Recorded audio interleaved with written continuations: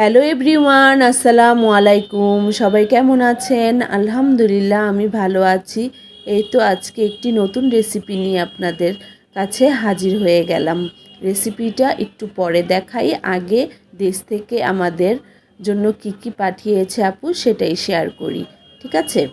এই তো এখানে গাছের ফ্রেশ ধুন্দুল পেড়ে পাঠিয়েছে। এই ধুন্দুল দিয়ে আজকে একটি নতুন রেসিপি শেয়ার করব। আমি কখনো খাইনি তো, তাই আমার কাছে নতুন, সেটাই আপনাদের সাথে শেয়ার করব। কিছু নতুন নতুন শেয়ার করলে আমার কাছেও ভালো লাগে, আর খেতেও কিন্তু খুব ভালো লাগে, তাই না? আচ্ছা, দেখি কেমন হয়েছে রান্নার পরে সেটাও আপনাকে বলবো। এই তো এখানে গাছের সবেদা ফল পাঠিয়েছে, আমার নিজের গাছের কিন্তু। আর এই ধুন্দুল আমার গাছের না, আমার আপুর গাছের। সে লাগিয়েছে, খেয়েছে কিছুটা, আর আমাদের জন্য পাঠিয়েছে। আজকে এই ধুন্দুল দিয়েই কিন্তু রেসিপিটা করব। আর এই সবেদা ফলগুলো গতবারও আমি ভিডিওতে, আর কি গত বছর আমি এই সিজনে শেয়ার করেছিলাম, কিন্তু ওই সময় ছিল ছোট ছোট, আর এবার একটু বড় হয়েছে।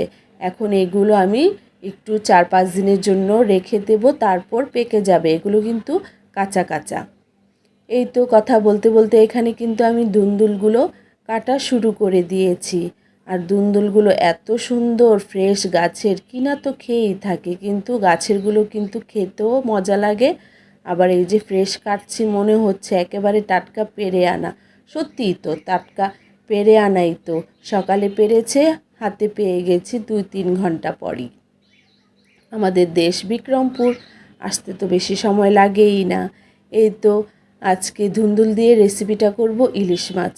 ঘরে ছিল ছোট ছোট ইলিশ মাছ, সেগুলো দিয়ে আজকে রেসিপিটা করে ফেলি।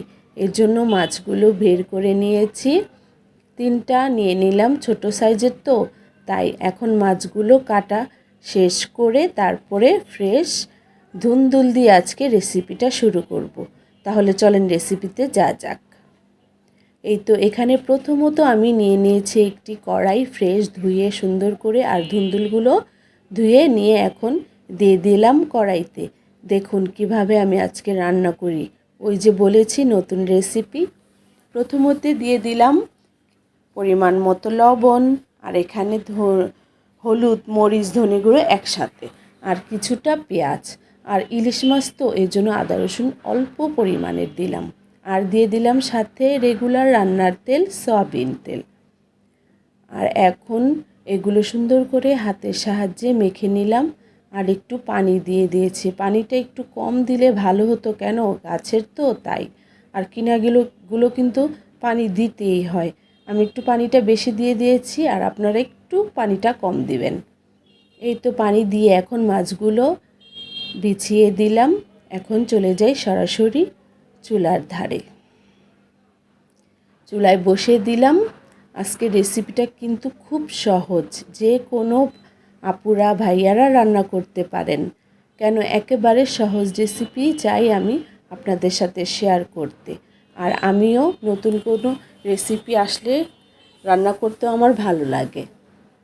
এই তো কথা বলতে বলতে কিন্তু আমার প্রায় হয়ে গেছে। দেখুন তো কালারটা কেমন হয়েছে। আর এখন সন্ধ্যাবেলা আপুর ঘরে গিয়েছি। এখন আপু আবার মোমো তৈরি করেছে। আপু আবার কিন্তু ফ্রোজেন আইটেম ক্লাস করেছে, এখন আবার সেলও দেয়।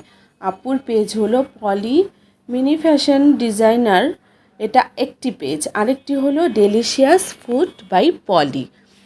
এর মধ্যে কিন্তু অর্ডার নেওয়া হচ্ছে মোমো, রোল, পিৎজা, অনেক আইটেম। আপনারা ঢুকে এই পেজে দেখতে পারেন। আপুর হাতের কিন্তু সবগুলো আইটেম এত মজা, আমি পেজটি মেনশন করে দেব। আল্লাহ হাফেজ।